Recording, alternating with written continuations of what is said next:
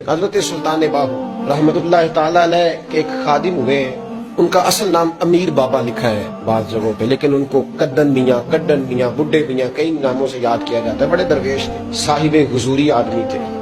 اکثر لوگ دم درود کرانے آتے تھے ان کے پاس۔ بزرگوں کے پاس لوگ آتے ہیں، اللہ کے بندے دعا کرتے ہیں تو اللہ خیر فرما دیتا ہے۔ آج کل کا زمانہ نہیں، اب تو دکانداری ہے نا، ٹوکن چلتے ہیں تو اللہ تعالیٰ خیر کرے۔ حالات بڑے عجیب و غریب ہیں، تو ان کے پاس لوگ آیا کرتے تھے دم کرانے۔ انہوں نے نا دور ایک برتن رکھا ہوا تھا، تو کوئی آدمی آتا تو تھوڑا سا اس میں نذرانہ ڈالتا، تو کہتا حضرت جی میرا یہ کام ہے، یہ کر دیں۔ وہ خلیفہ تھے حضرت سلطان باہو، وہ گردن جھکاتے، تھوڑی دیر کے بعد سار اٹھاتے، کہتے تیرا کام ہو جائے گا۔ صحیح مسلم کی حدیث ہے، نبی پاک نے فرمایا رب اشغاز اکبر لو اقسم علی اللہ لابرہ۔ اللہ کے کچھ بندے ایسے ہیں جو اللہ کو قسم بھی دے تو اللہ ان کی قسم پوری کر دیتا ہے۔ ان کے کپڑے مٹی سے بھرے ہوتے ہیں، پر اللہ کو کہہ دیں تو اللہ کر دیتا ہے۔ حضرت سلطان باہو کے وہ خلیفہ کہتے ہو جائے گا تو ہو جاتا۔ پھر کوئی بندہ آ کے کہتا جی نذرانہ ڈال دیا تو کام، گردن جھکاتے کہتے اپنے پیسے نکال کے لے جا، تیرا کام کوئی نہیں ہونا۔ ایک دفعہ کچھ سید زادیاں آ گئیں، انہوں نے آ کے نا اس زمانے میں 100 روپیہ سمجھ لے کہ آج کا 1,00,000 روپیہ بابا جی کے نذرانے والے گلے میں ڈالا اور آ کے کہا کہ بابا ہمارے نا ایک بچے کو سزائے موت ہو گئی اور حلفاً بتاتے ہیں کہ ناجائز پھانسی کا حکم ہوا ہے، تو تیری رب رسول کی بارگاہ تک رسائی ہے، مہربانی کر، سیدوں کا بچہ ہے، مہربانی کر۔ بابا جی نے گردن چکائی اور کہا اپنا 100 روپیہ نکال کے لے جاؤ، مشکل ہے بچہ بچے تو میں کچھ نہیں کر سکتا۔ سیدزادیاں تھی، روتی ہوئی لوٹ گئیں۔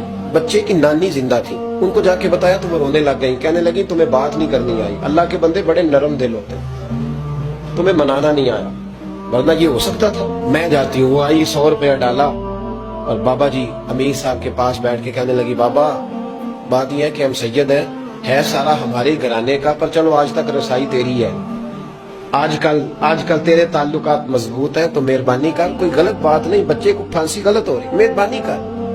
بابا کہنے لگا اماں میرے بس میں نہیں، میں بھی تو اللہ کا کمزور بندہ ہوں نا، مالک کا کمزور بندہ ہوں، کوئی ضروری نہیں، دعا پہ فضل ہوتا ہے، اگر اس کی مشیت ہو تو پھر بندہ کیا کر سکتا ہے۔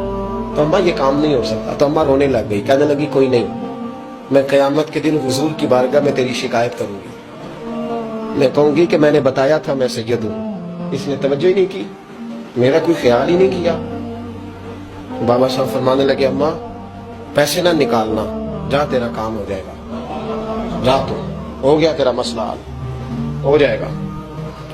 وہ آپ پیسے رکھتے تھے تو سال کے بعد 6 مہینے کے بعد جا کے حضرت سلطان باہو کو دے کے آیا کرتے، وہ وہاں لنگر میں یا کسی جگہ خرچ کرتے۔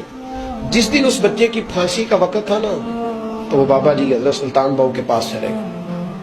حضرت سلطان باہو کے مزار پہ جو دوست گئے ہیں یا میرے ساتھ گئے ہیں وہ جانتے ہیں کہ گڑھ موڑ سے یوں مڑتے ہیں، آگے دربار ہے، تو گڑھ موڑ پہ حضرت سلطان باہو ان کے استقبال، ان کو وہاں پتہ چل گیا کہ وہ آ رہا ہے، آئے دروازے گڑھ موڑ تک، مرید ساتھ تھے، تو حضرت سلطان باہو کہنے لگے یار تو نے اچھا نہیں کیا، اپنے خلیفے تو نے اچھا نہیں۔ کہنے لگے حضور چارہ کوئی نہیں تھا، سیدزادیاں آ گئی تھی، حضور کا خاندان تھا، میں کیا کرتا۔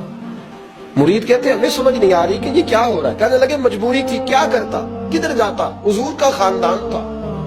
کہا تو نے اچھا نہیں، کہتے ہمیں نہیں سمجھ آ رہی کہ تو نے اچھا نہیں کیا، وہ کہتے ہیں حضور کا خاندان تھا، اس کا معنی کیا ہے؟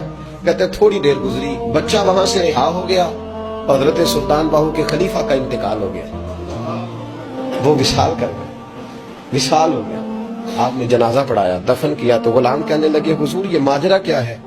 آپ فرمانے لگے اس نے اللہ کے حضور دعا کی تھی کہ مولا جناب اسرائیل نے اس دن کسی نہ کسی کی روح لے نہیں آنا ہے تو میری لے جائے۔